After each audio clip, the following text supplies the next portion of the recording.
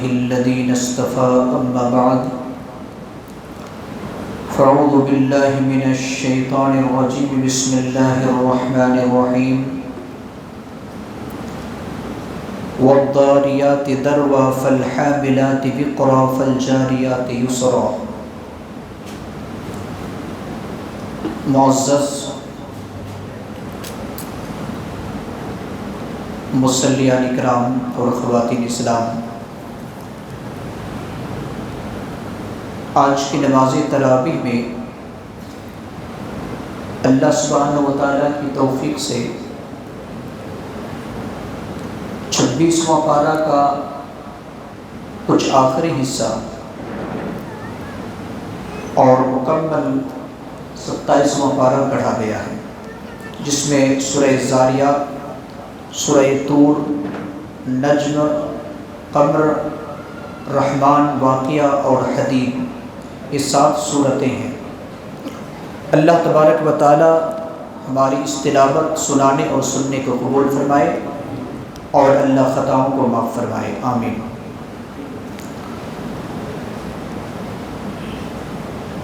ان سورتوں میں اللہ رب العالمین نے بہت ساری نصیحتیں رکھی ہیں۔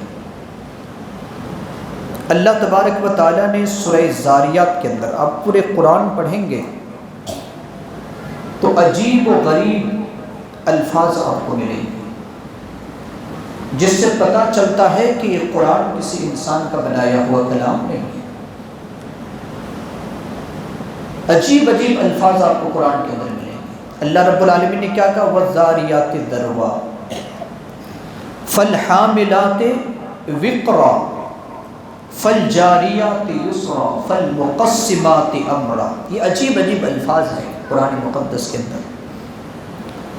اللہ رب العالمین نے زاریہ اور ذروا، تیز ہوا کو عربی میں تیز ہوا کو کہتے ہیں، یعنی ایسی ہوا جس کو اللہ تبارک و تعالیٰ نے تیز رفتار دی ہے۔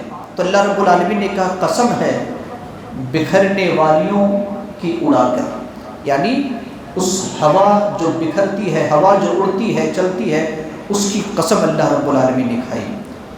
پھر فالحاملات وقرا، پھر اٹھانے والیاں بوجھ کو، حاملات کہا جاتا ہے اٹھانے والی، وقرا بوجھ، یعنی ایسی ہوا جو بادلوں کو لے کر چلے۔ آپ دیکھتے ہوں گے کہ کچھ ایسی ہوا چلتی ہے جس ہوا کے ذریعے سے بادل تیز رفتاری سے چلتا ہے، تو اس کو اللہ رب العالمین نے حاملات کہا، اور اللہ نے اس کی بھی قسم کھائی۔ فالجاریات یسرا، پھر چلنے والیاں نرمی سے، یہ بھی ہوا کی ایک قسم ہے، اللہ رب العالمین نے اس کی بھی قسم کھائی۔ اور یہ ہوا سمندر میں چلتی ہے، کہاں؟ سمندر میں چلتی ہے، اور یہ ہوا جب فالجاریات یسرا چلے تو وہ کشتی صحیح سالم چلتی ہے، لیکن وہ ہوا اگر تیز ہو جائے، اس ہوا سے بدل جائے، تو وہ کشتی کی رفتار اتنی تیز ہو جاتی ہے کہ وہ ڈوب جاتی ہے۔ تو اللہ رب العالمین نے 3 قسم کے ہوا کی قسم کھائی۔ ایک ہوا چلنے والی عام ہوا کی، جس سے ہم اور آپ محسوس کرتے ہیں، جس ہوا کی ہمیں اور آپ کو ضرورت ہوتی ہے، اس ہوا کی اللہ نے قسم کھائی۔ ایک وہ ہوا جو بادلوں کو لے کر چلتی ہے، اللہ نے اس ہوا کی قسم کھائی۔ ایک وہ ہوا جو کشتیوں کو لے کر چلتی ہے، اللہ نے اس ہوا کی قسم کھائی۔ 3 قسم کے ہوا کی اللہ نے قسم کھائی، اور یہ تینوں قسم انسان کے لیے، تینوں قسم کی ہوائیں انسان کے لیے ضروری ہے۔ اور مفسرین اکرام نے لکھا ہے کہ یہ جو اللہ رب العالمین نے قسم کھائی ہے، دراصل ان تمام کا تعلق انسان سے ہے اور انسان کے رزق سے ہے۔ اب دیکھیے، اگر ہوا نہ چلے، جو ہم زمین میں رہتے ہوئے جو ہوا ہم محسوس کرتے ہیں، تو کئی قسم کے پیڑ اور پودے نہیں اگیں گے، اناج نہیں اگیں گے۔ اگر ہوا بادلوں کو لے کر نہ چلے تو بارش نہیں ہوگی، اور کتنے کشتیاں جو سمندروں میں چلتی ہے، کتنے لوگ اس میں انکم کرنے والے ہوتے ہیں، کام کرنے والے ہوتے ہیں۔ تو اللہ رب العالمین نے 3 قسم کی جو ہوا کی قسم کھائی ہے، ان تینوں قسم کی ہواؤں کا تعلق ہمارے ذریعہ رزق سے ہے، یعنی رزق کے اسباب میں سے ہے۔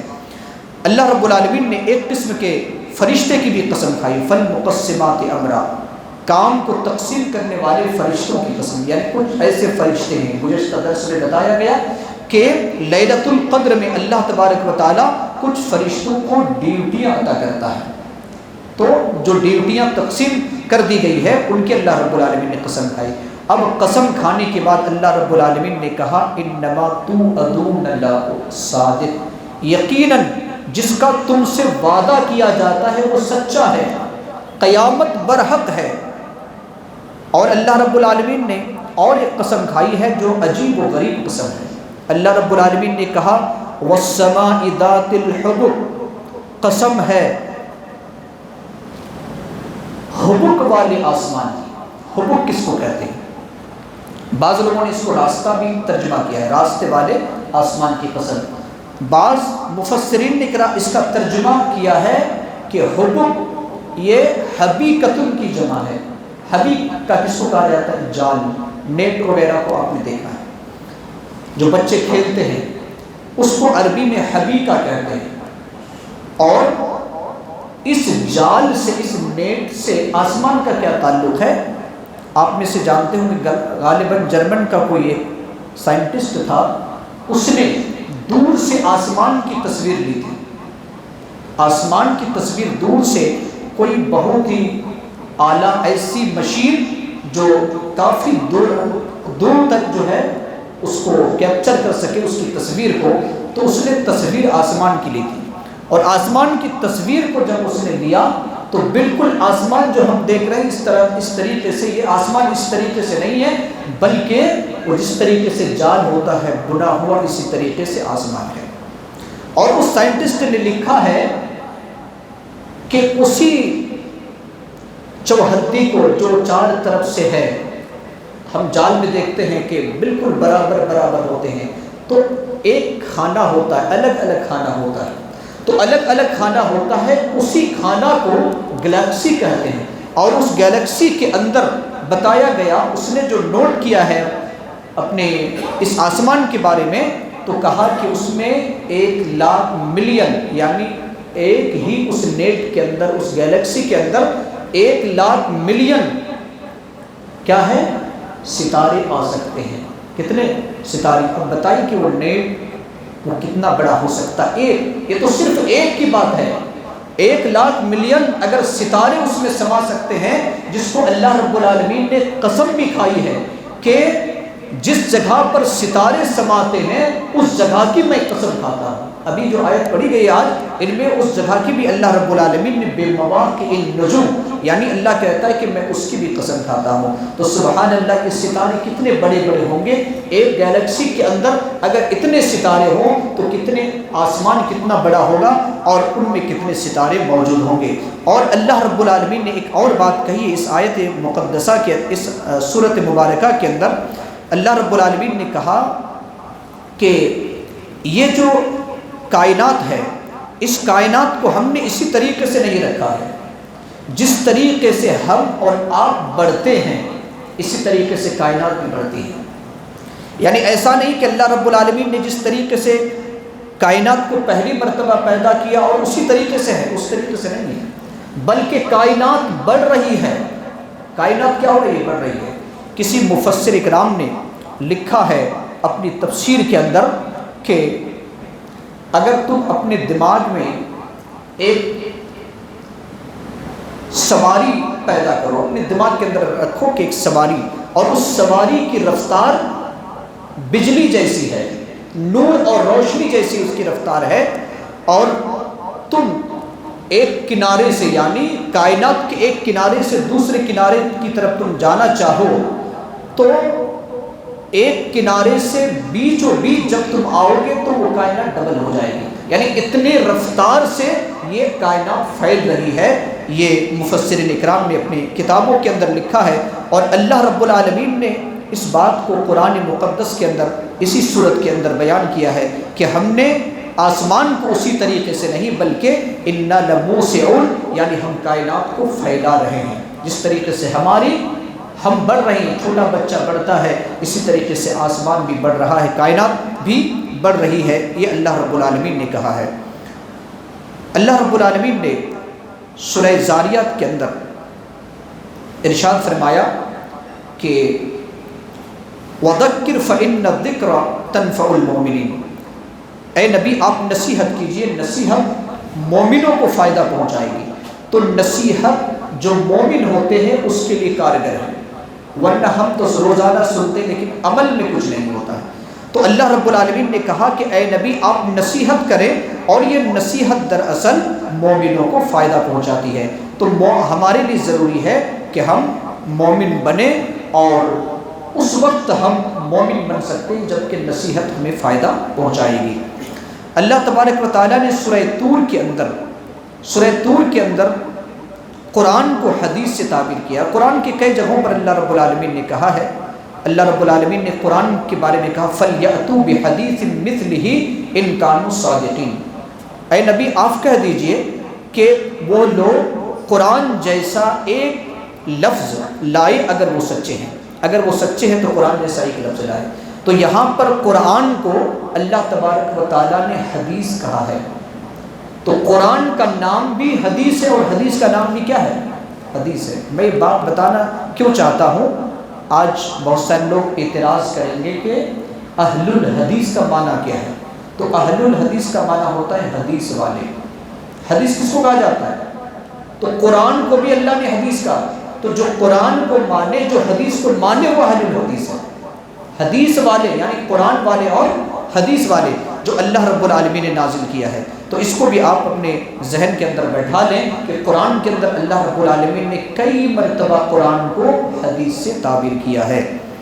اسی طریقے سے اللہ کے رسول صلی اللہ علیہ وسلم کے بارے میں ہم اور آپ روزانہ سنتے ہیں کہ یہ قرآن ایک ایسا کلام ہے جس کلام کے اندر اللہ نے چیلنج کیا کہ ایک لفظ لاؤ، ایک حدیث لاؤ. کیوں اللہ رب العالمین نے کہا؟ اس وجہ سے کہا کہ وَمَا يَنْطِقُ عَنِ الْهَوَىٰ إِنْ هُوَ إِلَّا وَحْيٌ يُوحَىٰ. نبی صلی اللہ علیہ وسلم اپنی مرضی سے کچھ بھی نہیں بولتے. جو اللہ کی طرف وحی کی جاتی ہے اللہ کی طرف سے، اسی کو آپ لوگوں کے سامنے بیان کرتے ہیں. گویا کہ قرآن یہ رسول کا کلام نہیں بلکہ کس کا ہے؟ اللہ رب العالمین کا کلام ہے. اور جو اللہ رب العالمین کا کلام وہ بے مثال ہے، اس کی کوئی مثال ہی نہیں ہے. اس جیسا کلام کوئی مخلوق پیش ہی نہیں کر سکتی. اللہ رب العالمین نے سورۃ القمر کے اندر ایک بات کو بار بار دہرایا ہے، بلکہ 4 مرتبہ. آیت نمبر 17 میں، آیت نمبر 22 میں، آیت نمبر 32 میں اور آیت نمبر 40 میں. ایک ہی آیت کو 4 مرتبہ دہرایا ہے. آیت کیا ہے؟ وَلَقَدْ يَسَّرْنَا الْقُرْآنَ لِلذِّكْرِ فَهَلْ مِن مُدَّكِرٍ. اور یقیناً ہم نے قرآن کو آسان کر دیا ہے نصیحت کے لیے، ہے کوئی نصیحت حاصل کرنے والا. اللہ نے قرآن کو نازل کیا اور قرآن کو آسان کیا. یعنی انسان اگر قرآن کو سمجھنا چاہے تو آسانی کے ساتھ بھی سمجھ سکتا ہے. یہ اللہ کا کلام ہے، اور اللہ نے ایک مرتبہ نہیں بلکہ 4 مرتبہ اس آیت کو دہرا کر ہمیں اور آپ کو یہ پیغام دیا ہے کہ یہ قرآن جو ہم نے تمہاری ہدایت کے لیے نازل کیا ہے یہ مشکل نہیں ہے بلکہ یہ تمہارے لیے کیا ہے؟ آسان ہے.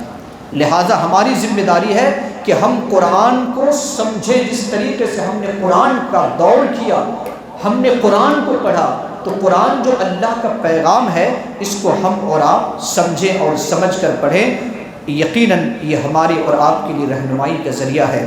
اللہ تبارک و تعالیٰ نے بہت سارے مقامات پر، مثال کے طور پر سورہ رحمان میں اور اس کے بعد والی جو صورت ہے سورۃ الواقعہ میں، اپنے بہت ساری نعمتوں کو ہماری اور آپ کے سامنے بیان کیا ہے، اور جنتیوں اور جہنمیوں کا ذکر کیا ہے.